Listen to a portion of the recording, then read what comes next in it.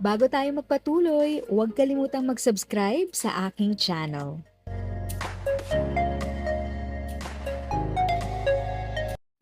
Thank you sa pag-click ng aking video.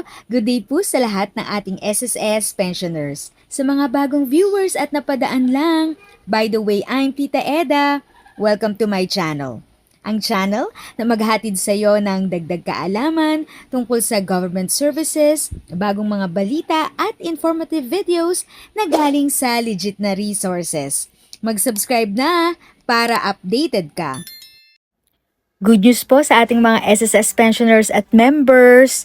Remember po, during pandemic is nilabas po nila ni SSS ang number coding kung saan hindi po kayo basta-basta pwedeng pumunta o bumisita ng SSS pag kayo ay may mga concern. So dapat susundin nyo po yung kunwari 1 and 2 tuwing Monday lang, 3 and 4 tuwing Tuesday lang and so forth. Ngayon, good news po at kanila na pong tinanggal ang ganitong transaction. So, opo, sabi nga po dito sa post ng SSS, sabi, good news, walk-in transactions are now more convenient. No number coding restriction in branches nationwide. Opo, so hindi lang po ito sa Metro Manila, sa buong Pilipinas na meron pong mga SSS branches.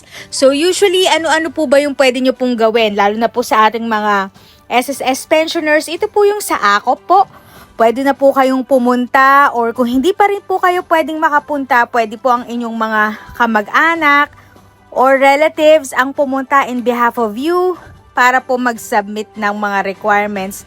At yung usual naman po na concern, kunwari po sa SSS pension nyo, may mga questions kayo, pwede din po kayong pumunta sa mga SSS branches. Pero yun nga po, kanila din po kasing ine-endorse or ine-engganyo ang lahat ang kanilang online na website po or yung online app. As much as possible po yung mga SSS loans, pension loans, online na po ito ginagawa. Pero yun nga, kung may mga further questions po kayo na hindi po yun mahanap online, you can now go anytime po sa SSS branches. Kaya good news po talaga ito sa lahat. If sa tingin mo, natulungan ka ng video ko na ito, nakasave ka sa oras mo, you can click yung thanks button at any amount ay malaking help sa pag-grow ng channel ko. Yan lang po muna ang aking update. Sana ay nakatulong na dagdag kaalaman ang aking shinare today. Ang goal ng aking channel ay mag-create ng awareness. Kung ganitong mga topic ang gusto mo, panoorin mo ang mga videos ko na ito.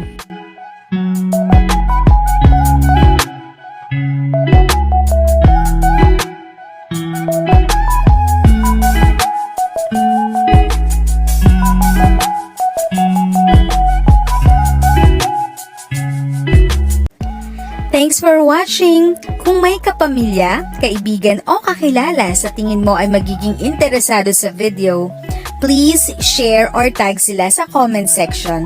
At syempre, if nagustuhan mo ang video, i-like mo na ito at subscribe ka na din. As always, feel free to write your questions, comments, and opinions respectfully. And continue to be a blessing and stay safe!